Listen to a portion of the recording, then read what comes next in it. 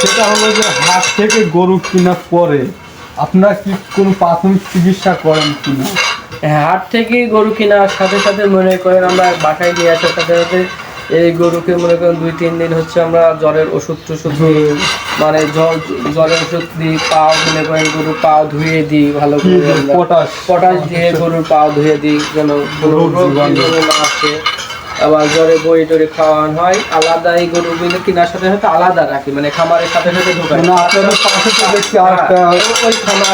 ওই খামারটাতে রাখি 5-7 দিন পরে, তারপরে যখন বোঝা যায় যে হ্যাঁ গরুটি আমার ভালো সুস্থ আছে, সেখন এক জাত। নতুন হাটে অনেক সময় দেখা যায় রোগ জীবাণু পায়ের সঙ্গে রোগ জীবাণু, আবার হাটের গরু তো নিষেধ নাই, রোগ গালা গরু অনেক সময় দেখা যায় গরু খাচ্ছে না কিংবা বিভিন্ন সমস্যার কারণে অনেকেই বিক্রয় করে দেয়। সেক্ষেত্রে বন্ধুরা অবশ্যই আপনার চেষ্টা করেন গরু কিনে আনার পর যদি আপনার পুরাতন খামার হয়ে থাকেন অবশ্যই গরুগুলাকে আলাদা রাখার চেষ্টা করবেন, তাহলে কিন্তু অনেক রোগ জীবাণু থেকে মুক্তি পাবে এবং প্রাথমিক চিকিৎসা দিয়ে তারপর আপনি আপনার গরু ছেড়ে তুলবেন।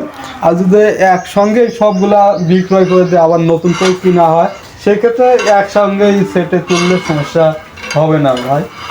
একসাথে গরু আপনি কিনেছেন একসাথে রাখবেন, তাতে মনে করেন সমস্যা নাই, কিন্তু তারপরে আপনার গরুটার দিকে লক্ষ্য করতে হবে কোন গরুটার সমস্যা হতে পারে। সেইভাবে গরুটা যদি সমস্যা মনে করেন সেই গরুটাকে আলাদা করার চেষ্টা করবেন সাথে সাথে। কারণ যদি ভাবছেন যে সমস্যা হয়েছে থাক একসাথে কিনেছি তুই আর দিই সমস্যা নেই, কিন্তু ওইভাবে তুলে ভুল করবেন, কারণ ওইভাবে তুলে আপনাদের পরবর্তী গরুটাতে ধরে যেতে পারে অসুবিধা, আলাদা করা এটা সমস্যা হতে পারে। আলাদা করাটা অনেক ভালো আমাদের ক্ষেত্রে।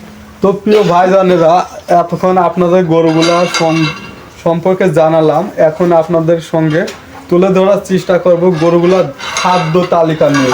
তো প্রিয় ভাইজানেরা, ভিডিওটি না টেনে অবশ্যই আমাদের সঙ্গে থাকবেন, আর যদি আপনি আমাদের চ্যানেলে নতুন হয়ে থাকেন অবশ্যই চ্যানেলটি সাবস্ক্রাইব করে পাশে থাকবেন, আর যদি ফেসবুক পেজ থেকে দেখেন অবশ্যই পেজটি ফলো দিয়ে রাখবেন।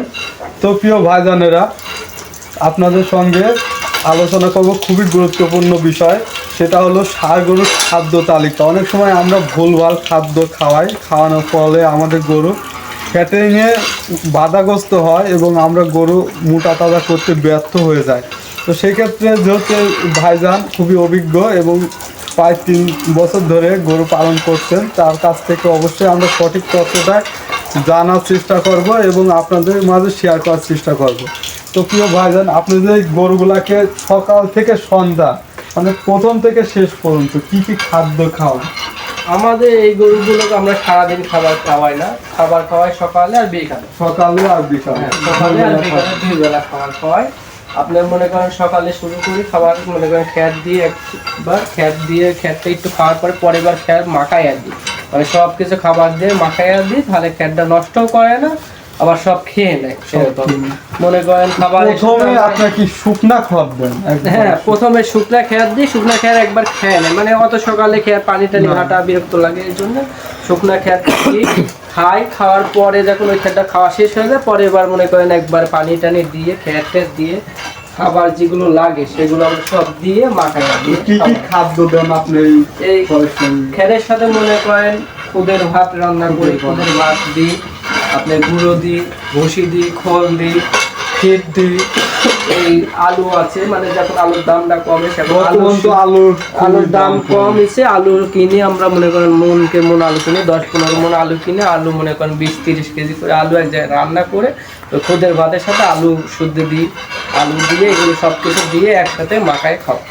আচ্ছা ভাই, এই যে খুদের ভাত এই বিষয়টি ডাক্তাররা তো খাওয়াতে মানা করে, তারপরেও আপনারা কেন খাওয়ান? ডাক্তার মানা করে আমরা মনে করেন খাওয়াই, আমাদের তো সমস্যা দেখা দেয় না, তারপরে মনে করেন খাওয়াই, কারণ ওই খাবারটা ভাতটা দিলে একটু গরুটা খায় ভালো, ঘুম ভালো হয়, খাওয়া ভালো, তারপরে একটু হলেও স্বাস্থ্য হয় গরুটার, এইভাবেই মনে করেন খাওয়াই। আমরাও বেশি খাওয়াই না, মনে করেন কেজি 2 চালের ভাত খাইলে 5-6টা গরুকে খাওয়া, মানে অল্প পরিমাণ খাওয়ান, সেটা সমস্যা দেখা দেয় না, সমস্যা দেখা দেয়।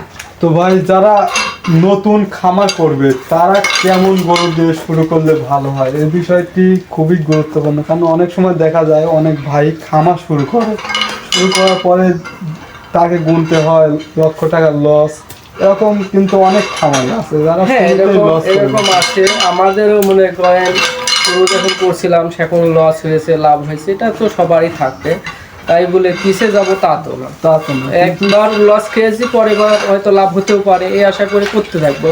আবার লস হতে পারে, আবার লাভ হতে পারে, মানে যে লাভ দিবে সে আবার লস দিবে, সেই লস দিলে সেই আবার লাভ দিবে, এইভাবে আমরা করি, সমস্যা নাই। আপনারা কেউ যদি করতে চান তাহলে করতে পারবেন, সমস্যা নাই। কারণ লস লাভ জিনিসটাই হচ্ছে লস লাভের, এটা ব্যবসা বলতে লস আছে লাভ আছে, তাই বলে পিছিয়ে যাবো তা তো না, করবো আমরা, এই জন্য করি। আপনারা যারা নতুন করতে চাচ্ছেন ভয় না করে করতে পারবেন, তারা সমস্যা নাই। কি রকম গরু দিয়ে শুরু করবে? আমরা যেরকম মনে করেন গরু, দেশি গরু দিয়ে কিনছিলাম, ছোট খাটো দেখে অল্প থেকে শুরু করেছিলাম, একবারে বেশি না কিনে অল্প 5টা 4টা গরু এভাবে কিনে আমরা পালিয়েছিলাম। মনে করেন টাকা গরু কেনার সময় যদি আপনি গরু কিনতে যেতেন, বেচার সময় অবশ্যই লাভ করতে পারবেন, কারণ কেনার সময় ঠকে গেলে বেচার সময়ও ঠকতে হবে। আর মানে কেনার সময় আমি বেশি দাম দিয়ে কিনে ফেললাম, সেক্ষেত্রে সেই ক্ষেত্রে পরে যে খাবার গেল, তারপরে আবার সহজ করে বাজারটা কমে গেল, নিজের একটা লাভ হলো না। এইভাবে একটা গরুর দাম যখন গরুটা কমবে, দাম কমবে, সেই সময় গরুটা কিনে আমরা যদি পরের পক্ষে বেশি, তাহলে ওই গরুটা কিছু না কিছু লাভ এইভাবে গরু কিনতে হবে। মানে যে গরুটা ভালো স্বাস্থ্যবান, শরীর টরীর ভালো দেখে কিনবো যে তাও না, গরুটা দাঁতিছে নাকি সেটা দেখবো, গরুর দাম একটু কম এবং গরু শুকনো টুকনো দেখে, মানে খাওয়ালে সাথে সাথে গরুটা ফুলে উঠবে, এরকম দেখে শুনে কিনবো। একদম স্বাস্থ্য গরু কিনলেও লস হবে, কারণ যে স্বাস্থ্য হয়ে গেছে তার আর কি স্বাস্থ্য করবো আমরা, তার তো কোনো স্বাস্থ্য করা যাবে না, এরকম দেখে শুনে গরু কিনতে হবে। তো দর্শক বন্ধুরা, এতক্ষণ আমাদের সঙ্গে মূল্যবান কথা বললো আমাদের সবুজ ভাই, তো ভাইকে অনেক অনেক ধন্যবাদ। আসসালামু আলাইকুম। ওয়ালাইকুম আসসালাম। তো দর্শক বন্ধুরা, যারা নতুন খামার করবেন অবশ্যই আপনি আগে আপনার আশেপাশে যদি খামার থাকে তাদের সঙ্গে কথা বলুন, তাদের কাছ থেকে কিছু মেসেজ জানার চেষ্টা করুন, তারপরে আপনি খামার করলে অবশ্যই খামারের লাভ হবে। আর অনেক সময় ভাইরা আপনার ঠকে যান, সেই আর ঠকবেন না, সেই তথ্য আপনাদের মাঝে শেয়ার করার চেষ্টা করব। তো প্রিয় ভাইজানেরা, আপনাদের সঙ্গে এতক্ষণ আমি ছিলাম মোহাম্মদ মাসুদ রহমান সুমন। তো পরবর্তী ভিডিও আসার আগ পর্যন্ত সবাই সুস্থ এবং ভালো থাকুন। আসসালামু আলাইকুম।